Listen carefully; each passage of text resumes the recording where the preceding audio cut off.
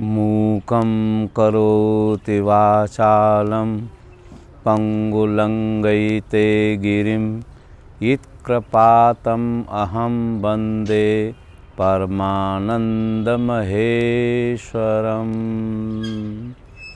गुरुर्ब्रह्मा गुरुर्विष्णु गुरुर्देव महेश्वरः गुरुर्साक्षात् परं ब्रह्म तस्मै श्री गुरुवे नमः। तस्मै श्री गुरुवे नमः। गुरु परंपराभ्यां नमः। गुरु परंपराभ्यां नमः। जय गुरुदेव। आज श्लोक नंबर कल 59 पूरा कर दिया, आज 60 शुरू करते हैं ना।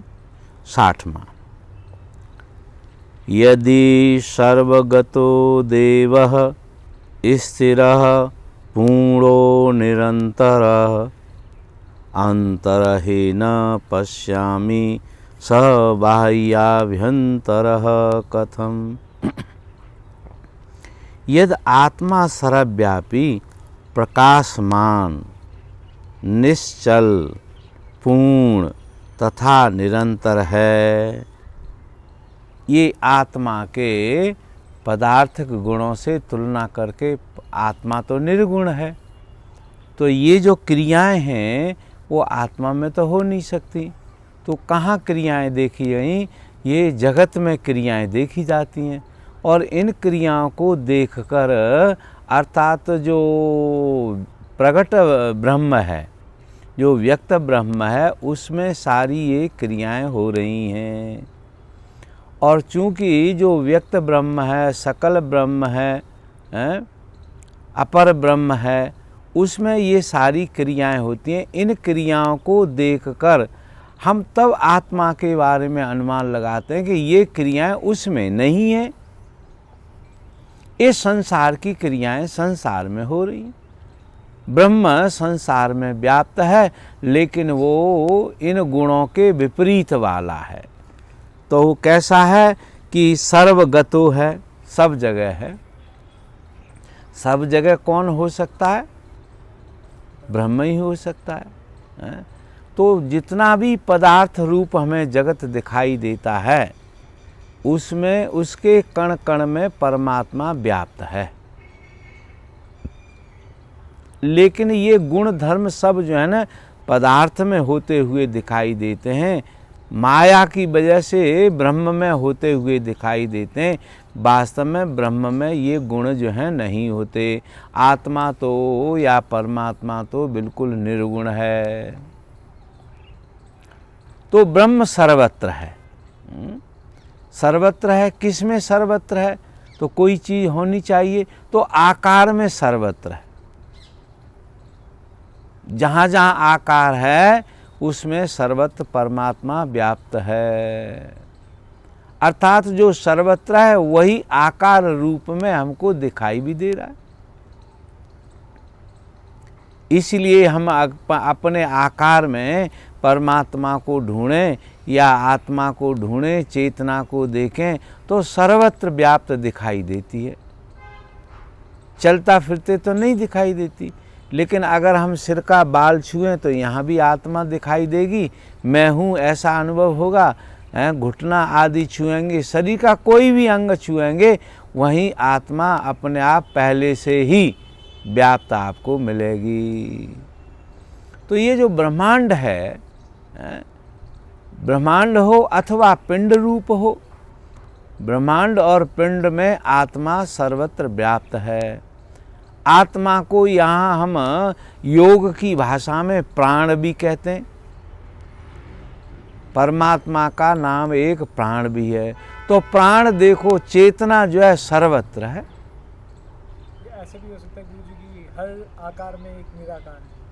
हाँ हाँ, तो आकार तो हमें भिन्न भिन्न दिखाई देते हैं, लेकिन हर एक आकार में भी पूरी तरीके से निराकार व्याप्त है।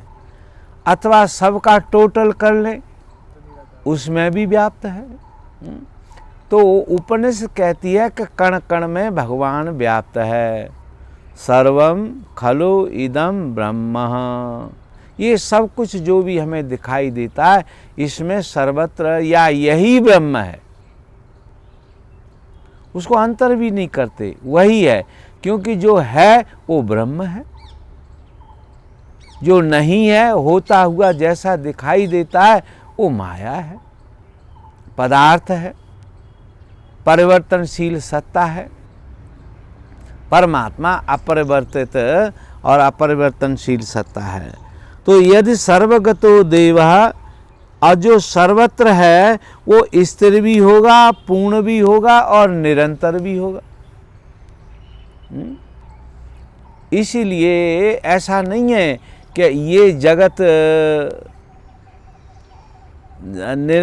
निरंतर बदल रहा है तब भी उसमें परमात्मा व्याप्त है। ऐसा नहीं कि एक चीज़ से दूसरी चीज़ बनी।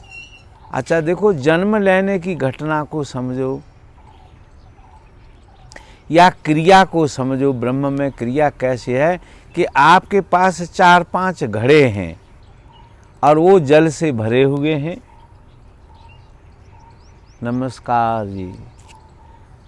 वो 8-10 घड़े रखे हुए हैं और वो जल से भरे हुए हैं। भगवान सूर्य का अक्ष उसमें पड़ रहा है। अब उन घड़ों को दंडवत महाराज, दंडवत, जय हो, कल्याण हो आपका। तो अगर वो घड़े जो हैं किसी चलती हुई चीज पर रखें तो उनके अंदर व्याप्त जो सूर्य दिखाई देता है वह भी चलता हुआ दिखाई देगा, देगा कि नहीं है। 4-5 घड़े रखे हैं, चाहे तो गोल घूम रहे हैं वो या लंबाई में चल रहे हैं। अगर वो घड़े में सूर्य जो दिखाई दे रहा है, सूर्य का जो चित्र बन रहा है, वो घड़ा चलेगा तो वह भी चलता हुआ दिखाई देगा। ऐसे ही शरीर की क्रियाएं होने से परमात्मा करता हुआ जैसा दिखाई देता है। अगर शरीर कार्य नहीं करे, शरीर में परिवर्तन नहीं हो, या जो माया है भगवान की, जो माया उनका दूसरा स्वरूप माया है, वो माया अगर न हो तो परमात्मा चलता हुआ नहीं दिखाई देगा। क्योंकि गति जो है वो माया है, गति का ही नाम माया है। और गति की वजह से ही हमें देश और समय की ज्ञान होता है। आकार भी देश में ही होते हैं, समय में ही होते हैं। इसलिए जो परमात्मा का परिवर्तित रूप है, जिसको हम सकल रूप भी कह सकते हैं, आकार रूप कह सकते हैं, प्रगट ब्रह्म कह सकते हैं, माया कह सकते हैं, उसी में परिवर्तन होता हुआ दिखाई देता है। उसके कई नाम भी हैं। जैसे परमात्मा का एक नाम प्राण है। प्राण का अर्थ होता है गति, जीवन। तो जहाँ अस्तित्व है वहाँ प्राण है। इसी प्राण का एक नाम आनंद भी है। परमात्मा का नाम एक आनंद है, प्रकाश है, आकाश है। ऐसे परमात्मा के अनेक रूप हैं, लेकिन ये नाम जो हैं वो व्यक्त परमात्मा के ही हैं। जो उसके पीछे अदृश्य छिपा है, अव्यक्त छिपा है, जो असली परमात्मा है वो परिवर्तित नहीं होता। उसमें तो जगत छाया की तरह दिखाई देने लग जाता है।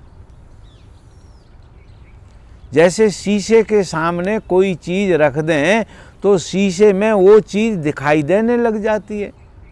क्यों दिखाई देने लगती है? कि परमात्मा या शीशा जो है अति शुद्ध होता है। इसलिए जो परमात्मा है, भगवान है, चेतना है, आनंद है, प्राण है, गायत्री माता है, वो बिल्कुल स्वच्छ है। इसलिए परछाई जो है स्वच्छ चीज में व्यक्त दिखाई देती है। तो परमात्मा जो है स्थिर भी है और निरंतर भी है, क्योंकि जो पूर्ण है तो वो सब जगह ही होगा। ये जो लगता है गायत्री माता, मतलब जो गायत्री माँ है, गायत्री भी भगवान का एक नाम है। वैसे तो दुनिया में जितने भी भाषा के नाम हैं, हर देव के हमारे यहाँ सहस्र नाम बताए गए हैं। तो ब्रह्म के तो अनंत नाम हैं। जितने भी शब्द हैं, जितने भी शब्द हैं, वो सब परमात्मा के ही संकेत, परमात्मा का ही संकेत करते हैं, परमात्मा के ही वाची हैं। तो हम वायु को भी भगवान कह सकते हैं, आकाश को भी भगवान कह सकते हैं, पृथ्वी में भी भगवान है या पृथ्वी स्वयं भगवान है। तो गायत्री जो है गुरुजी वो ब्रह्म के लिए है। हाँ, गायत्री शब्द जो है, अब आप ये समझो कि जितने भी शब्द हैं वो निह शब्द परमात्मा के ही प्रगटी रूप हैं, परमात्मा का ही नाम है। परमात्मा के अलावा कोई जो है ना नामधारी है ही नहीं। सभी संज्ञाएं जो है परमात्मा की। और एक और बात कह सकते हैं कि सभी रूप भी परमात्मा के ही रूप हैं। तो नाम रूपात्मक जो ये जगत है, वो परमात्मा से व्याप्त है। कोई आकार ऐसा नहीं मिलेगा जहाँ परमात्मा व्याप्त न हो। चींटी से लेकर हाथी तक है। तो यदि सर्वगतो देवः स्थिर पूर्णो निरंतर अंतरम किम न पश्यामि। फिर उसमें अंतर कैसे दिखाई पड़े? दो चीजें हैं वो बिल्कुल घुल मिल गई हैं, फिर हम उसमें अंतर कैसे देखें? पहले एक जल था, वो स्वच्छ था, उस जल में आपने लाल रंग डाल दिया तो जल और रंग दोनों एक जैसे हो गए। ऐसे ही माया और ब्रह्म की अत्यंत निकटता है, वो बिल्कुल संप्रक्त हैं, चिपके हुए हैं, तो उनमें हम भेद नहीं कर पाते। बड़े बड़े ज्ञानी लोग जो है ना, जब अपने मन को स्थिर कर लेते हैं, बुद्धि को स्थिर करते हैं, उसको समझने के लिए तर्क करते हैं, तब किसी किसी को उसमें बहुत बारीक सा भेद दिखाई पड़ जाता है। भेद तो दिखाई देता है। तो भेद दिखाई देने की वजह से ही द्वैतवाद आ गया। अगर भेद दिखाई नहीं पड़ता तो फिर अद्वैतवाद ही रहता। परमात्मा का जो रूप है वो व्यक्त नहीं कर सकते थे फिर, क्योंकि आकार नहीं होता। मान लीजिए कभी दिखाई नहीं पड़े तो फिर हम उसको निराकार को कहेंगे कैसे? तो विद्वान पुरुषों को, शांत पुरुषों को, जिनका मन शांत है, इंद्रियां शांत हैं, हृदय शांत है, उनको वो भेद बारीकी बुद्धि की वजह से दिखाई देता है। क्यों? कि व्यापक और व्याप्य दोनों साथ साथ हैं। अब वेदांत कहता है कि चेतना ही व्याप्य है और चेतना ही व्यापक है। चेतना ही जो है व्याप्य है, चेतना ही व्यापक है। जैसे गुड़ जो है मीठे से ही बना है, तो गुड़ का सारा आकार मीठा ही है। चाहे ऊपर से गुड़ को चख के देखें, चाहे उसके दाएं बाएं से देखें, चाहे नीचे से देखें, लेकिन गुड़ सर्वत्र ही मीठा दिखाई देगा। तो अज्ञानी पुरुष को माया और परमात्मा एक जैसा ही लगता है। अज्ञानी आदमी को, जिन लोगों ने इस पर चिंतन किया है, अपने पर चिंतन किया है, उन बहुत सारे लोगों के अत्यंत कठिन मेहनत करने के पश्चात किसी किसी को जो है दिखाई पड़ा कि ये दोनों अलग अलग भी हैं। एक चंचल रूप है, एक शांत रूप है। माया परिवर्तित रूप है और ब्रह्म जो है उसको साधे हुए है। परिवर्तन भी अपरिवर्तनशील पे ही होंगे। हम परिवर्तन का ज्ञान कब करेंगे? जब एक चीज स्थिर होगी, दूसरी चीज उस पर चलेगी, तब हम दोनों चीजों में भेद देखेंगे कि इतना ये चल रहा है, इतना ये खड़ा हुआ है। तो जो ज्ञानी पुरुष हैं, बुद्धिमान पुरुष हैं, जो बड़ी अनवीक्ष की दृष्टि रखते हैं, उनको माया और ब्रह्म अलग अलग दिखाई पड़ा, तब वो द्वैतवाद आ गए। द्वैतवाद क्यों आया? द्वैतवाद आने से वो विद्या जो है पढ़ने में समझने में सुलभ हो गई। हमने जान लिया कि इस तरह का ये जगत है और उसके जो विपरीत है वो आत्मा परमात्मा है।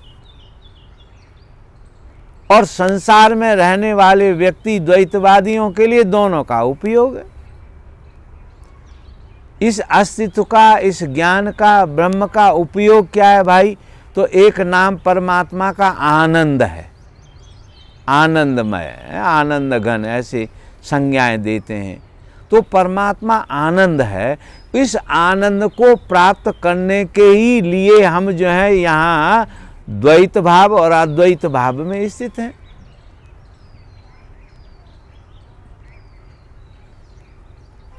तो वेदांत ये कहता है कि जिस पर ये जगत जो है टिका हुआ है, इसके पीछे जिसकी सत्ता है, जो इसको पकड़े हुए है, उसको भी जान लो, तब आपको पूर्ण ज्ञान होगा। अंतरहीन पश्यामि न बाह्याभ्यंतर कथम। जब आत्मा सर्वव्यापी, प्रकाशमान, निश्चल, पूर्ण तथा निरंतर है, इसलिए मुझे अंतर की प्रतीति नहीं होती। ये अज्ञानी, भगवान दत्तात्रेय किसको समझा रहे हैं? अज्ञानियों को। क्योंकि जो ज्ञानी है उसको तो समझाने की जरूरत नहीं। जब तक कोई शिष्य और गुरु का संबंध है तभी तक तो ये सत्संग चलता है। जब शिष्य भी गुरु हो जाता है तो फिर उनमें अपने आप दोनों मौन हो जाते हैं, क्योंकि न तो शिष्य को जरूरत है न गुरु को भी कहने की जरूरत है, तो दोनों तरफ मौन छा जाता है। तो भगवान दत्तात्रेय पूर्ण हैं, इसीलिए वो अपूर्णों को, हम सब जीवों को समझाने के लिए ये चीजें कह रहे हैं। वो कहते हैं कि इसलिए मुझे अंतर की प्रतीति नहीं होती। वह आत्म तत्व बाहर या भीतर कैसे कहा जा सकता है? वो कह रहे हैं कि हे अज्ञानी पुरुषों, तुम जो परमात्मा को, माया को अलग अलग जान रहे हो, ये ठीक नहीं है। ये तुम्हारी समझ अभी ठीक नहीं है। एक ही है, लेकिन आप अगर द्वैत समझ रहे हो तो ये आपकी कमी है। लेकिन इसको समझ लोगे तो अद्वैत को भी समझ लोगे, इसलिए इसको समझो। कोई अद्वैतवादी तभी होगा जब द्वैतवाद को समझ लेगा, है ना। अब देखो हम इसको व्यवहारिक जीवन में कैसे समझ सकते हैं। जागृत में हम अनेक प्रकार के अपने को मानते हैं। जागृत में व्यक्ति अपने को शरीर भी मानता है थोड़े दिन के लिए। पुरुष का शरीर है, स्त्री का शरीर है, चींटी का शरीर है, हाथी का, अनेक प्रकार के शरीर हैं, उनको मानते हैं। फिर हमारे मानसिक स्तर में भी अंतर होता है। भाई जी की अलग तरह की समझ है, मेरी आपसे भिन्न है, आपकी हम दोनों से भिन्न है। और इसका कारण कहते हैं कि माया के जो 3 गुण हैं, प्रकृति के जो 3 गुण हैं, उन तीनों गुणों की कमी बेशी की और अधिकता की वजह से ये शरीर और मन और हृदय, ये तीनों अलग अलग हर एक व्यक्ति में अलग अलग दिखाई देते हैं। तो अनेकता होगी। एकता अद्वैतवाद, द्वैतवाद और वेद कहता है एक तीसरा त्रैतवाद। 3 है। क्या क्या है? 3 सत्ताओं के स्तर हैं। एक तो परमात्मा की ही सत्ता है, जिसे हम ब्रह्म नाम से कहते हैं, परमात्मा कहते हैं। और दूसरा उसका जो आकार में प्रकट, माया ने जो आकार लिया उसमें जो चेतना प्रकट है उसको हम जीव कह देते हैं। एक ही सत्ता हम 2 प्रकार से अनुभव कर रहे हैं। एक तो छोटे आकारों में अनुभव कर रहे हैं और एक जो है विशाल में अनुभव कर रहे हैं।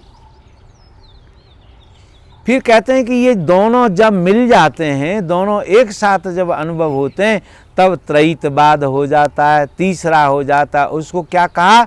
जगत। जगत क्या है? परमात्मा और माया दोनों का जोड़ जगत है। 1 + 2 = 3 है। तो जीव जगत परमात्मा, ये 3 सत्ता हैं। इसीलिए आपको, हम अपने को जब देखते हैं, निश्चल होकर शांत होकर अपने पर विचार करते हैं, तो हमको भी 3 रूप अपने दिखाई देते हैं। एक तो बाहर से स्थूल रूप दिखाई देता है, एक जब आंखें बंद कर लेते हैं तब अंदर का रूप दिखाई देता है, और तीसरा इन दोनों के पीछे जो इनका आधार है वो दिखाई देता है। तो जड़ जगत जो है वो चैतन्य का ही पसारा है। हाँ, उसमें चेतनता थोड़ी गहरा गई है, ठोस हो गई है। जैसे ये पत्थर पड़ा हुआ है, बड़ा पत्थर पड़ा है, ये ज़्यादा सोया हुई चेतना वाला आकार है अपेक्षा किसके? वृक्ष के। वृक्ष भी ठोस है, लेकिन वृक्ष थोड़ा सा अंदर से कोमल है, जगा हुआ है, अर्थात उसमें क्रिया अधिक है। क्रिया पर्वत में, पहाड़ में भी है अंदर। ये पहाड़ भी कहते हैं कि बढ़ते हैं। आजकल का विज्ञान मानता है, पहले के भी मानते। पहले हमारे यहाँ तो कहावतों में यह है कि ये पर्वत जो हैं मनुष्य जैसे ही थे। माता पार्वती हिमांचल की बेटी ही मानी जाती हैं। अर्थात जो पर्वत हैं वह भी मनुष्य जैसा व्यवहार करते थे। रामायण में एक जगह आया है कि पहले इन पहाड़ों के पंख हुआ करते थे, तो ये उड़ उड़ के जगह जगह बैठते थे, तो सृष्टि का नाश होता था, सृष्टि नहीं होती थी।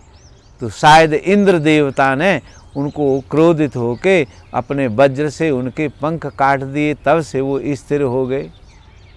ये एक रूपक है, किंवदंती है, पर समझने का अर्थ यही है कि पहले पर्वत की सजीवता को लोग जानते थे।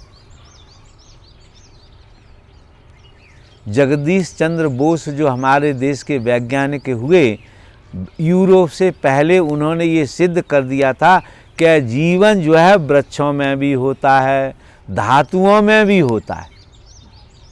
हम तो धातुओं में भी जीवन मानते हैं, है ना। जो यंत्र बनाते हैं लोग धातु के, चांदी के, सोने के यंत्र बनाते हैं, तंत्र शास्त्र कहता है कि हर एक धातु में प्राण ऊर्जा अलग अलग तरह की होती है। मणि मोतियों में भी ऊर्जा होती है, इसलिए हम सारे जो है ना माला ये सब पहनते हैं, है ना। शास्त्रों में गुरुजी हाँ, कहते हैं कि इनको उठाने से पहले हमारे पूजते थे, प्रणाम करते थे, हैं। प्रणाम सजीव को ही किया जाता है। हमारे यहाँ तो सब ये है ना, सब चीज को ही पूजा करते हैं। अर्जुन ने जो अपने उस पे बाण रखे हुए थे पेड़ के ऊपर, हाँ, पहले पूजा कर, हरण का जो प्रसंग था, प्रसंग आता है, तो पहले उसको भेजा था, हाँ, मेरे वो, हाँ, उसने प्रणाम नहीं किया, ना, तो उसको नहीं, हाँ, नहीं मिला। उसको सांप बन के वो दिखाई देने लगे। कहते हैं वो जो लड़का था राजा का, वो उसे लेने गया, अर्जुन ने कहा तू लेके आ हथियार, तो वो जब वो छुए उसने, तो उसमें से सांप ऐसे प्रकट हो गए, क्योंकि वो जान गए कि ये जो है ना अभिज्ञ आदमी है, ये नहीं समझता है।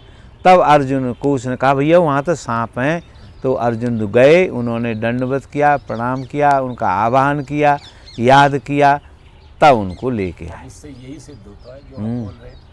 हमारे यहाँ तो आयुर्वेद में भी ये लिखा हुआ है कि किसी जो वैद्य होते थे, वो जो दवा लेने जाते थे रोगी के लिए, तो वो पहले शाम को जाकर उसकी पूजा करते थे, प्रार्थना करते थे कि हे देवी औषधि, मैं कल आपको लेने आऊँगा प्रातःकाल, और मेरे जो रोगी हैं, जो मेरे मेहमान हैं, उनके ऊपर दया करके आप उसको ठीक कर देना। कहने का मतलब है कि जितने आप भाव से चीज़ें करेंगे, उतनी वो चीज़ें सजीव आपको दिखाई देंगी। आदमी ऐसा भी हो जाता है कि जीवों को काटता रहता है, मारता रहता है, उसको कुछ पता ही नहीं चलता, एहसास ही नहीं होता दुख का। इसीलिए ये जैसे आजकल क्रिस्टल भी एक तरह से पत्थर ही है। हाँ हाँ, तो क्रिस्टल भी तो जीवित है। तो बोलते हैं उसमें ऊर्जा है, उससे जब healing जब करते जब कहते हैं ना कि भगवान सर्वत्र है, तो फिर सभी में है। करीब 20-25 साल पहले जब मैं दिल्ली में नोएडा में रहता था, तो मैं एक बार एक मस्जिद के पास गया, मुझे मालूम नहीं, मैं तो कार में बैठा हुआ था, तो वहाँ एक व्यक्ति जो है मुर्गे काट रहा था। भाई जी वो कैसे काटता था कि एक डलिया में से मुर्गा खींचा, वो बातें भी कर रहा है, मुर्गा खींचा, उसके पहले 2 पंख काटे, फिर उसके गर्दन काटी और पैर काट के उसको ऐसे फेंक देता। वो जीव जो है थोड़ी देर कैं कैं कैं करता, लेकिन वो अपनी बातों में लगा रहता, मतलब अनअवेयरली, कोई उस पर प्रभाव नहीं पड़ा था। हजारों जो है मुर्गे उसने काटे होंगे। इतने आदमी जड़ हो जाते हैं, तो उनको पत्थर में या जीव में भगवान दिखाई कहाँ पड़ सकता है। लेकिन मीरा को जहर में भी भगवान दिखाई पड़ जाता है। तो ये जगत जो है ना भावना से ही प्रकट होता है। भावुक लोगों के लिए ये जो है ना सजीव है, और जो भावना से मुक्त हैं, जड़ हैं, जिनकी चेतना जड़ हो गई है, उनके लिए ये जो है ना पदार्थ जैसा है। तो अंतरहीन पश्यामि न बाह्या न अभ्यंतर कथम स्फुरत्येव जगत कृत्सन अखंडितम निरंतरम अहो माया महामोहो द्वैता द्वैत विकल्पना। परम ब्रह्म ही संपूर्ण जगत अखंडित तथा सतत रूप में स्फुरित हो रहा है, निरंतर जो है ना फैल रहा है। इसलिए जो निरंतर शब्द है उसका अर्थ होता है कि जो न कभी शुरू होता है न कभी अंत होता है। निरंतर, जिसका अंत नहीं है। निरंतर, जिसका अंत नहीं है। अंत किसका होता है? जो शुरू होता है और जो है अंत होता है। तो ये जो परमात्मा है, ये जो जगत है, या हमारा आपका जगत से जो संबंध है, वो निरंतर है, वो अनंत है। क्यों? हम आप भी तो माया ही के रूप हैं। माया यहाँ हम कह सकते हैं भगवान की शक्ति, भगवान विष्णु की लक्ष्मी शक्ति हैं, भगवान ब्रह्मा जी के साथ सरस्वती माता हैं, भगवान शिव के साथ साक्षात जो है ना दुर्गा माता हैं। तो ये इन दोनों की शक्तियाँ हैं, तीनों देवों के साथ शक्तियाँ, अर्थात शिव और शक्ति कभी अलग नहीं हो सकते, निरंतर साथ रहते हैं। ऐसे ही आत्मा और जगत या आत्मा और पदार्थ कभी अलग अलग नहीं हो सकते। वैज्ञानिकों ने पदार्थ को तोड़ तोड़ कर बहुत अच्छी तरीके से देखना चाहा कि हम आत्मा को समझने के लिए उसका अलग रूप देखें, लेकिन तोड़ते गए। अब पिछली कुछ सालों में स्विट्जरलैंड में एक बहुत बड़ी मशीन अंडरग्राउंड बनाई गई, हेडेन क्लार्डर करके उसका नाम था। तो उसमें परमाणु को तोड़ने की कोशिश की गई और चेतना को अलग करने की कोशिश की गई, लेकिन अंत में भी उन्होंने जाना कि चेतना जो है, पदार्थ ही चेतना हो जाता है और चेतना ही पदार्थ हो रही है, भेद नहीं कर सके वो। इसलिए माया है, भगवान श्री कृष्ण कहते हैं गीता में, मम माया दुरतया, मेरी माया जो है वो बड़ी कठिन है। हर एक व्यक्ति इसको अलग रूप में नहीं जान सकता। अगर वो जान लेगा तो फिर मुझे ही जान लेगा। तो जैसे माता के बिना हम पिता को नहीं जान सकते हैं, जीव जो है बिना माया को जाने बिना परमात्मा को नहीं जान सकते। रामायण में एक चौपाई आती है कि जब भगवान राम, लक्ष्मण और माता सीता जंगल को जा रहे हैं, वन में जा रहे हैं, तो गोस्वामी महाराज के उन तीनों के जो साथ चलने की प्रक्रिया है उसको समझकर एक उपमा याद आ गई। तो कहते हैं कि ब्रह्म जीव विच माया जैसे, भगवान राम जो हैं ब्रह्म के प्रतीक हैं, लक्ष्मण जी जो हैं वो माता जानकी जो हैं वो माया की प्रतीक हैं, और लक्ष्मण जो हैं जीव के प्रतीक हैं। कहते हैं कि जीव जो है जब सीता माता इधर उधर होती हैं तब जीव जो है, तब लक्ष्मण भगवान राम के दर्शन कर सकते हैं, नहीं तो सीता जी की छाया की मध्य में होने की वजह से जीव को परमात्मा दिखाई नहीं देता। उभय बीच सिय सोहत कैसे, ब्रह्म जीव विच माया जैसे। उभय दोनों जीव भगवान लक्ष्मण जी और परमात्मा भगवान राम, उन दोनों के बीच में जो सीता माता है वो ऐसे ही सुशोभित हो रही है जैसे जीव और ब्रह्म के बीच में माया। तो माया हट है। अब माया क्या है? माया सत्य नहीं है, सत्य नहीं है, इसलिए कभी कभी हट भी जाती है किसी किसी लोगों के लिए, एक साथ सबके लिए नहीं होती। सांख्य कहता है कि ये जो जीव हैं बहुल, इनका बहुतायत है, तो कभी भी सृष्टि में ऐसी घटना नहीं होती कि सभी जीव एक साथ मोक्ष को प्राप्त हो जाए। क्यों? क्योंकि तब तो फिर परमात्मा की लीला ही खत्म हो जाएगी। इसलिए कभी भी, हाँ, थोड़े थोड़े जीव जिनके संस्कार होते चलते हैं, जो अपनी तरक्की करते चलते हैं, अपनी शुद्धता को समझते जाते हैं, वो उनमें से कुछ लोगों को परमात्मा दिखाई दे जाता है। सामान्य आदमी तो माया को ही सत्य समझता है, और माया के पीछे जो है भगवान छिपे रहते हैं, परमात्मा छिपा रहता है। तो माया जब तक कृपा नहीं करे जीव पर, तब तक जो है ब्रह्म का दर्शन नहीं हो सकता। अब माया को आप अंधेरा भी समझ सकते हैं। अंधेरा जब तक न हटेगा तब तक अंधेरे में छिपी हुई वस्तु दिखाई कैसे देगी? तो हमें अपने शरीर में जब तक अंधेरा रहता है, मन में अंधेरा रहता है, अंधेरा का अर्थ क्या है यहाँ? शरीर मन की अशुद्धता, शरीर और मन की जो अशुद्धता है। और अशुद्धता क्या बताई गई है आयुर्वेद के अनुसार?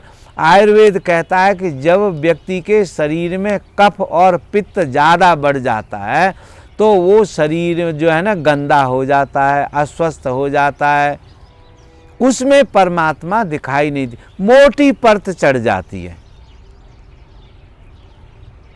मोटी परत चढ़ जाती है। इस वजह से उसके पीछे छिपा हुआ सत्य दिखाई नहीं देता। और तब वो सत्य जो है, रस्सी जो है पड़ी हुई सर्प के रूप में दिखाई देने लगती है, अंधेरा होने की वजह। कोई दिया ले आए और आपको वहाँ उजाला कर दे तो आप तुरंत जान लेंगे कि रस्सी रस्सी है, ये सर्प नहीं है, लेकिन अंधेरे की वजह से वो दिखाई पड़ रहा था। ऐसे ही आप जीव नहीं हैं, ये तब जानेंगे जब आपके अहंकार का गलन हो जाएगा। अहंकार क्या है? जो हमारा अहम है ये दो तरह का है। एक तो आपको आध्यात्मिक अहम भी कह सकते हैं उसको, जो माया से रहित है। तब आप अहम ब्रह्मास्मि कहने वाले हैं। जो व्यक्ति अहम ब्रह्मास्मि की अनुभूति करता है वो कब करता है? जब उसका अहंकार गल जाता है। और अहंकार क्या है? शरीर का आकार। मैं शरीर हूँ ये ज्ञान होना ही अहंकार है। मैं देह हूँ यही अहंकार है। मैं मन हूँ यही अहंकार है। इन तीनों से जो मुक्त हो जाता है, इन तीनों से, तीन अवस्थाओं से, शरीर की अवस्था, स्थूल अवस्था, मन की अवस्था, द्रवित अवस्था, और तीसरी अवस्था होती है पदार्थ की, उसको हम कहते हैं गैस रूप, गैसियस। इन तीनों के पीछे जो छिपा हुआ है, देखो गैस भी आप बन जाएंगे तो कहाँ जाएंगे? गैस तो कहीं न कहीं गायब होती हुई दिखाई देती है ना। तो गैस जो है आकाश में जो खालीपन है उसमें समा जाती है। इसलिए आत्मा में से ही सारे जगत, सारे स्फुरण जो हैं आत्मा से ही होते हैं, चित्त से ही होते हैं। योग वशिष्ठ सिद्धांत कहता है कि ये तुम्हारा जो जगत है वो तुम्हारे चित्त में पैदा होता है। तुम ये हो, इसका ज्ञान आपको अपने चित्त में होता है। हर एक व्यक्ति का अपना अपना व्यक्तिगत संसार है। उसको ही वो सोते जागते हैं, उठते बैठते भोगता रहता है। अपना अपना जीवन है। हम कितने भी साथ साथ रहने वाले संबंधी हों, लेकिन जगत विचार सबके अलग अलग रहते हैं, क्योंकि वो पिछले हमारे जो कर्म हैं उनकी वजह से भिन्नता होती है। कभी कभी बहुत बड़े संयोग से एक जैसे कर्म वाले मिल जाते हैं लोग संबंधों में, तो वो हमको बड़े प्रिय मित्र लग जाते हैं। कभी कभी हमें जीवन में सब लोगों को ऐसा अनुभव होता है कि कोई कोई व्यक्ति अकारण ही सुंदर, स्वस्थ, प्रिय लगता है। वो अपने को बिल्कुल सात्विक लगता है, अपने जैसा ही लगता है, और हम उसको प्रेम करने लगते हैं। उसका कारण क्या है कि हम कभी न कभी संबंधी रह चुके हैं, या हमारा व्यवहार जो है एक जैसा पहले कभी न कभी रहा होगा। तो इस जन्म में या इस समय, इस देश काल में फिर वो हमारे परिचित से दिखाई देते हैं। जैसे आजकल ये सोल मेट या सोल ग्रुप जो बोलते हैं, सोल ग्रुप या हाँ, वो विदेशियों का वो भी ठीक ही कहते हैं कि जो लोग अपने जैसे ही होते हैं वो प्रिय लगते हैं, उन्हीं को वो सोल ग्रुप कहने लग जाते हैं। एक जैसे आदमी, आत्मा के आत्मा कहो, हम अपनी भाषा में उसको जीव आत्मा कह सकते हैं ना। तो विदेशी जिसे सोल कहते हैं, सोल ग्रुप बनाते हैं, वो ऐसे ही सज्जन पुरुष होते हैं जो एक जैसे होते हैं, एक समूह में होते हैं। उसमें गुरु जी कुछ जो त्रिगुणात्मक प्रवृत्ति है, जब गुणों की एकता हो जाती है, सतोगुण, रजोगुण और तमोगुण शांत हो जाते हैं, जब एक जैसे नजर आ जाएंगे, जी जी, सतोगुण आप में है और सतोगुण ही मेरे अंदर है, हाँ, तो हमें एकता दिखाई देगी, अपने आप दिखाई देने लगेगी। देखो कितनी अच्छा तरह से समझाए। एक ही गुण दोनों में एक समय बरत रहा हो तो उनमें आपस में एकत्व संबंध अपने आप ही अच्छा हो जाएगा, अपने आप ही कुछ निकटता, हाँ, अपने आप ही निकटता आ जाती, क्योंकि वो एक ही है। समझ गए ना। और गुण जो है बदलते रहते हैं, लेकिन गुणों में एक जो है ना प्रभावशाली रहता है, दो शांत रहते हैं, थोड़े दबे रहते हैं। गुण निरंतर अपना कार्य करते रहते हैं। गुणों की क्रियाशीलता से ही आकार बनता है। आकार जो है किसी व्यक्ति का रूप, रंग, जो कुछ भी है, नाम आदि, वो उन गुणों की प्रक्रिया की वजह से ही होता है। गुण अगर शांत हो जाएं तो आप समाधि में चले जाएंगे। आप में न अहंकार रहेगा, न बुद्धि रहेगी, न मन रहेगा, न शरीर रहेगा। पूरी तरीके से आप, वेद में एक वाक्य आता है, निवर्तध्वम एक शब्द आता है कि हे प्राणी, तू जो है ना लौट जा अपने में ही, आप समाना। सूरदास महाराज कहते हैं कि मैंने जब अपने को खोजा तो अपनों अपने में ही पायो। मैं जो कुछ भी हूँ या जो था वो मैंने अपने में ही पाया। कबीर साहब कहते हैं, जब मैं था तब हरि नहीं, अब हरि है मैं नाय, प्रेम गली अति सांकरी, जा में दो न समाए। ये अद्वैतवाद का अनुभव है। तो अद्वैतवादी आप कब होंगे? जब आप, अब प्रक्रिया बताई उन्होंने, तो योग जो है इसकी प्रक्रिया है। एक तो ज्ञान है और ज्ञान को प्राप्त करने की जो प्रक्रिया वो योग है। दो का जोड़। अब दो के जोड़ को तो हम जानते ही हैं, जो जानते हैं वही योग करने के लिए योग्य होते हैं। जो दो का जोड़ ही नहीं जाने तो वो योग करने के लिए क्यों होगा? जो अपने स्वरूप को दो तरह का नहीं जानता, दुख रूप नहीं जानता, सुख रूप नहीं जानता, या सुख और दुख में जो भेद नहीं कर सकता, वो अज्ञानी पुरुष कभी भी योग करने के लिए तैयार नहीं होगा। क्योंकि ये संसार के जो दुख हैं यही सबसे बड़े हमारे गुरु हैं। अगर व्यक्ति दुखी न हो तो कभी भी उसकी संभावना जो है ना आध्यात्मिक होने की नहीं है। कितने भी बड़े बड़े महापुरुष देखो, उन्होंने कभी न कभी अपने छोटे जीवन में या जब भी दुख देखा तब उनको ज्ञान हुआ उस दुख से मुक्त होने का। चाहे भगवान बुद्ध का उदाहरण ले लो, चाहे जो है ना जैनों के जो महावीर स्वामी उनका ले लो, चाहे भगवान राम का भी ले लो। भगवान कृष्ण राम ये दुखों से परेशान होकर, हालांकि वो तो ब्रह्म है तो दुख से परेशान नहीं होते, लेकिन हम व्यवहारिक बात को समझाने के लिए ऐसा कहना पड़ेगा। कथाएं बनाई हैं। कहते हैं भगवान राम का राज्याभिषेक जब वो 14 वर्ष के हो गए होंगे तो पिताजी के मन में आया महाराज दशरथ को कि अब राम जो है ना राज्य के उत्तरदायित्व लेने लायक योग्य हो गए या शादी के बाद। तो भगवान ने कहा कि ठीक है, पर गुरु जो वशिष्ठ थे उन्होंने कहा कि भाई देखो, राजा होने से पहले इसको जगत का अनुभव होना चाहिए, तब तो राजा बनेगा और तभी न्याय कर सकेगा। तो उनका इसको देशाटन के लिए भेज दो, तीर्थाटन के लिए भेज दो। तो भगवान राम घूमने के लिए चले गए। अब वो वर्षों घूमते रहे और वर्षों घूमकर जब लौट के वो अपने महल में आए तो उनको वैराग्य हो गया।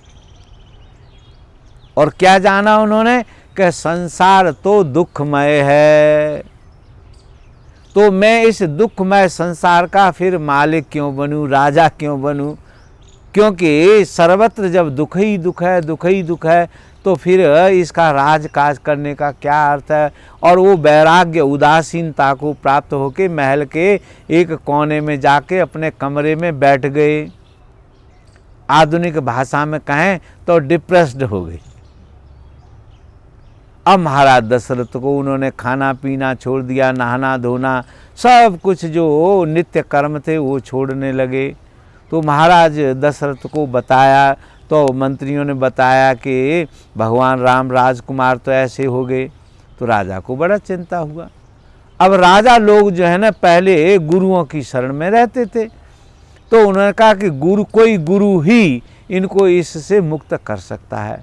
तो अपने कुल पुरोहित कुल गुरु भगवान वशिष्ठ को बुलाया। भगवान वशिष्ठ आए, उन्होंने देखा और हालत देख के कहा कि हाँ महाराज, जो राजकुमार साहब हैं वो डिप्रेशन में चले गए, इनको दुख ने घेर लिया है। तो राजा ने कहा महाराज दुख इनका कैसे दुख दूर हो, क्योंकि अगर पुत्र दुखी हैं तो मैं भी दुखी हूँ, तो दुख कैसे दूर हो? तो भगवान वशिष्ठ ने कहा कि मैं इनको एक कथा सुनाता हूँ, योग की कथा सुनाता हूँ। परमात्मा जगत को समझने के लिए दोनों की कथा सुनाता हूँ। जिसमें परमात्मा क्या है, जगत क्या है, इसकी व्याख्या होगी। महाराज दशरथ ने कहा बहुत अच्छा, राजा ने आज्ञा दी। राम जो हैं नहा धोकर साफ सुथरे होकर आके यज्ञ की दीक्षा ली, ज्ञान यज्ञ की, और यज्ञ शुरू हो गया। भगवान वशिष्ठ बोलते गए और जो है ना भगवान राम उसको सुनते रहे। सुनते सुनते अंत में कहते हैं कि जैसे भागवत का अंत में कहा जाता है कि राजा परीक्षित जो था वो मोक्ष को प्राप्त हो गया। और राजा परीक्षित ने पूरी कथा सुनने के बाद क्या कहा कि अब मुझे तक्षक जो है अभी काट ले तो कोई फर्क नहीं, क्योंकि मैं अब जान गया कि मैं मरूंगा नहीं, मैं तो अजर अमर आत्मा हूँ। ऐसे ही भगवान वशिष्ठ ने भगवान राम को समझाते समझाते समझाते समझाते कहा कि हे राम, ये तुम्हारा जो संसार है ये तुम्हारे चित्त का खेल है या ब्रह्मा जी की रचना है, ये परिवर्तनशील है। आप तो इसको दृष्टा रूप से देखिए, जो हो रहा है वो जीवों के कर्मों के अनुसार हो रहा है। आप उनसे मत जोड़िए अपने को, आप अलग रहते हुए इस संसार को भोगते रहिए। और क्या जान लीजिए कि आप वास्तव में भोक्ता है ही नहीं। भोक्ता कौन है?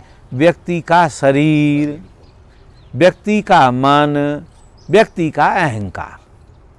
तो अहंकार जो है, अहंकार क्या है कि मैं शरीर हूँ। जब मैं शरीर हो जाऊंगा तो शरीर की जो भूख है वो मेरी भूख हो जाती है। शरीर मरते हैं, क्षीण होते रहते हैं, निर्मित होते रहते हैं। जब अहंकार शरीर में ज़्यादा फंस जाता है और ये विश्वास कर लेता है कि शरीर ही मैं हूँ, तब उसमें बीमारियां आदि का उसको एहसास होता है, दुख सुख का एहसास होता है। आप ध्यान करके देखेंगे तो पता चलेगा कि आप शरीर नहीं है, शरीर में रहने वाले हैं, रह रहे। हाँ, दोनों का साथ जरूर है, पर एक साथ ऐसा होता है कि बहुत आप अपने को भूल जाएं, दूसरे को ही याद रखते हो, तो बिल्कुल वो अंधकारमय आपका संबंध है जिसमें आप अपने को भूल ही गए। केवल जो शरीर है, जो मित्र है, वही सब कुछ हो गया। यह भी एक प्रेम है, प्रेम का है। प्रेम की वजह से ही ऐसा होता है। और लंबे समय से आप अपने शरीर को प्रेम करते हैं, तब जाकर शरीर में आप हो जाते हैं। तो भगवान वशिष्ठ यही समझाते हैं भगवान राम को कि हे राम, तुम इस जगत के कर्ता नहीं हो, ये तो स्वयं स्थापित है अपने आप, तो तुम इसकी लीलाओं से क्यों परेशान हो। आप जो है कभी भी इसके भोक्ता नहीं हो सकते, क्योंकि आप कर्ता नहीं हो। भोक्ता कौन होता है? जो करता है, जो करेगा सो भोगेगा। तो कर्ता कौन है? आत्मा तो करती नहीं, चेतना करती नहीं, शरीर करता है। या कर्म जो है वो शरीर में होते हैं, विचार जो है मन में होते हैं। हाँ, इनके लिए जरूरत क्या है? आपका होना, चेतना। चेतना नहीं होगी तो इनमें कुछ नहीं होगा। तो चेतना अपने को ये जान ले कि मेरी उपस्थिति की वजह से ये क्रियाशीलता चल रही है, माया हो रही है। भगवान जानते हैं, मायापति हैं, कि मेरी उपस्थिति की वजह से माया क्रियाशील है। शरीर श्वास लेना बंद कर दे तो सारी क्रियाएं कम हो जाती हैं। मन शांत हो जाए तो सोते समय आप में कोई क्रिया दिखाई आपको नहीं देती। हाँ, शरीर मन में तो क्रियाएं होती रहती हैं, लेकिन आप चूंकि पीछे थोड़े हट गए, शांत हो गए, जो आपका संबंध था वो थोड़ा ढीला हो गया, तब आपने जाना कि क्रियाएं शरीर में हो रही हैं, मन में हो रही हैं। मैं तो इसका दृष्टा मात्र, भोक्ता नहीं हूं। अज्ञानी पुरुष भोक्ता हो जाते हैं। अच्छा, ये भोग की प्रवृत्ति भी क्यों लगी होती है? क्योंकि पहले से अधूरे आनंद के लालच की वजह से। पहले आनंद आपने लिया है, चूंकि आप तो आनंद ही स्वरूप हैं, तो उस आनंद की स्मृति से जब हम इस जगत में आते हैं तो फिर से कभी कभी उसकी स्मरण होने से हम इस जगत को भी सत्य मान के इसे फंस जाते हैं, जुड़ जाते हैं। तो समाधि आदि योग के साधनों से क्या होता है, हमको पूर्व स्मृति आ जाती है। पूर्व स्मृति क्या है? अद्वैतवाद, अद्वैत स्मृति। मैं ब्रह्म था, कहते हैं ना वेदों के जो वाक्य हैं, लेकिन वेदों के वाक्य तो भाषा में है, मौन में वो हम जो वेद कहना चाहता है वो मौन में समझ सकते हैं। वेद कहता है कि तत् त्वम असि, तू वही है। ये तो व्यवहार की बात आ गई ना। अगर वह वही है तो जो वह है, वो जो मैं हूँ वो वह हूँ, तो मुझे अपने मैं को अगर मैं मिटा दूँ तो वह या तो वह हो जाऊंगा या वह नहीं रहेगा। तो मैं नहीं रहूंगा तब वह रहेगा। और दोनों को जो जानता है कि मैं ही वही हूं, वो योगी है, वो अभोक्ता है। न भोग है न भोक्ता है, वहाँ एक ही है। उसी को हम अद्वैत सिद्धांत कहते हैं। जो जीव को भाग्यवश वो पुरानी स्मृति आ जाए, वो कब स्मृति आती है? जब शरीर के पर्दे छूट जाते हैं, मन के सभी पर्दों से मुक्त हो जाते हैं, तब सीधी आत्मा हमको दिखाई पड़ने लगती है। मैं आत्मा हूँ, मैं शरीर नहीं हूँ। वो आसन से, गहरे आसन से आएगी। प्राणायाम की साधना करने से मन की चंचलता कम होगी, तब दिखाई देगी। फिर हृदय की जो बुद्धि का चिंतन है उससे भी मुक्त हो जाएंगे, वह भी शांत हो जाएगी, तब आपको दिखाई देगा। तो तीनों स्तरों से, तीनों बंधनों से आप मुक्त हो जाएंगे केवल आसन करने से, आसन में बैठे रहने से। सभी आसनों का फल क्या है? शांत होके बैठना। जो अन्य हम योग के नाम पे आसन करते हैं, ये तो शरीर की कसरत है। शरीर को ठीक रखने के लिए, शुद्ध रखने के लिए, मजबूत रखने के लिए, संसार को भोगने के लिए हम करते हैं वो आसन। योग का आसन तो आपको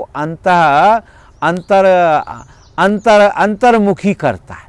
जो अष्टांग योग बताया गुरुजी, उसमें समाधि तक पहुंचने में ये क्रिया सहायक है, संपन्न होती हैं। और वो जब संपन्न हो जाती है तो समाधि उनका फल है। समाधि अपने आप प्राप्त हो जाती है। समाधि तो फल है ना। 7 अंग हैं, 7 प्रकार के क्रियाएं हैं, 7 प्रकार के अभ्यास हैं। उन 7 प्रकार के अभ्यास को जो व्यक्ति पूरी तरह से शरीर से, मन से कर लेता है, उसको समाधि प्राप्त हो जाती है। समाधि क्या है? कि मैं वह हूँ, मैं शरीर नहीं हूँ, मैं मन नहीं हूँ। ऐसा जो देहाध्यास मिट जाता है, वही योगी समाधि में चला जाता, वही समाधि है। तो हमें आपको नित्य अपने जीवन को अच्छा बनाने के लिए, आनंदमय बनाने के लिए कम से कम रोज 1 घंटा सवेरे शाम साधना के लिए देना चाहिए। रोज शांत भाव से बैठें और धीरे धीरे अंतर्मुखी होते चले जाएं। बाहर से अपने लौटने के लिए कुछ बाह्य साधन भी कर सकते हैं। आप पूजा पाठ से शुरू कर सकते हैं, माला आदि से शुरू कर सकते हैं। धीरे धीरे जो बाह्य साधन है उनको कम करते चले जाओ, आपकी अंतर्मुखता बढ़ती चली जाएगी। कबीर ने कहा, माला फेरत जुग भया, गया न मन का फेर, मन का फेर कर। जय गुरुदेव।